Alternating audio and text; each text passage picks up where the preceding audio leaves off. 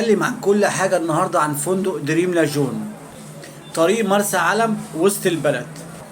الفندق حلو وفي شوية روافع كده، الإدارة لو حلتها الفندق ده يبقى 10/10. 12 دقيقة بالسيارة إلى النيزك. جايب لكم تليفون بتاع الفندق وتليفون قدرت أجيبه بتاع الاتش ار بتاع الفندق.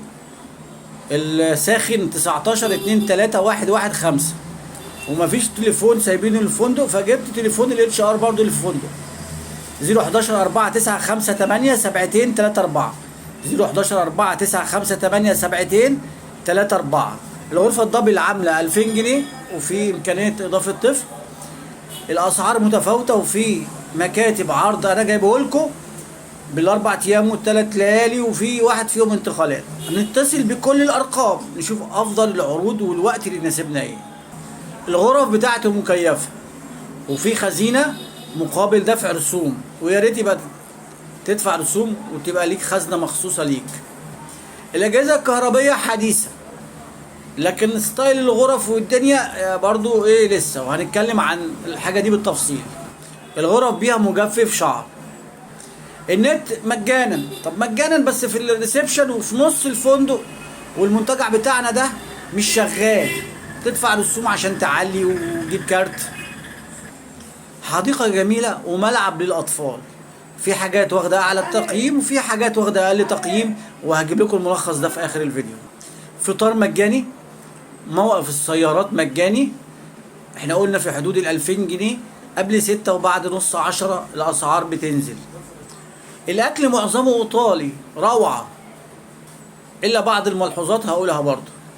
الغرف بتاعته فسيحة ونظيفة، ولازم يبقى فيه متابعة، وساعات بعض العمال برضو يعني لازم يحسنوا اسلوبهم شوية، مش لازم عن طريق التبس، ده بعض العمال.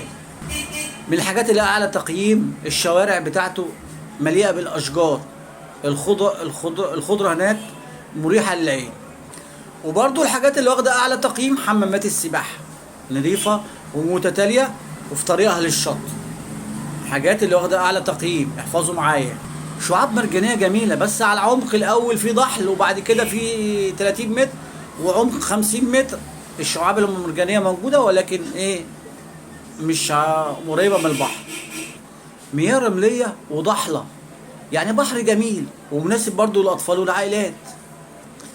في رحلات استكشافية ورحلات سفاري لازم تعملها طبعا. المية دايما متاحة، بس هو كل غرفة بياخد ازازتين وسط كده وخلاص، بعد كده بتدفع فلوس على المية. في بعض العروض الليلية اللي بتعمل جو بقى في القرية، لازم تعمل رحلة بسيارات الدفع الرباعي في الصحراء تحفة. وفي جميلة وحصنة برضو حاجات جميلة هتحسسك بروعة المكان. ضمن المطاعم الكويسة هناك مطعم كوال، اختياراته جيدة والناس بتشكر فيه. بعض الغرف تحتاج صيانة، اقول لك اعمل تشيك، مش معنى ان بنقول عفش نضيف واجهزه جديده، لا، الحيطان برضو المستوى كلاسيك في حاجات معينه، وفي عيوب دايما بتبقى تلاقيها في التكييف حتى لو 1 في الألف او 1%. ما انت تعمل تشيك على الصيانه والسباكه وعلى التكييف. في اي فندق مطلوب تحسين جوده الاكل وتنوعه، ما يبقاش نفس الاكل، الكميات معقوله بتاعت الاكل، لكن تحسين الجوده بتاعته. الارض بتاعته سيراميك، معظمها مش مفروش حاجه، فممكن تتزحلق، فخد بالك. رقم مكتبين هيقدموا عروض لناس بتحب 4 ايام و3 ليالي. 010 2 6 5 18 90 010 2 6 5 18 90. الرقم الثاني 0103 4 8 2 16 4 0103 4 8 2 16 4. بيقدموا عروض وفي واحد فيهم بالانتقالات. اتصل بالفندق، اتصل بالاتش ار بتاع الفندق، اتصل بالرقمين بتوع المكاتب دي، اشوف اللي يناسبني، السعر اللي يناسبني، النظام الاطفال، سياسه الاطفال ايه. طبعا احنا قلنا مناسب للعائلات والانترنت، قوي في حتت وحتت لا، هو قوي في الاستقبال بس، وقلنا ازازتين ميه لكل غرفه بعد كده بفلوس.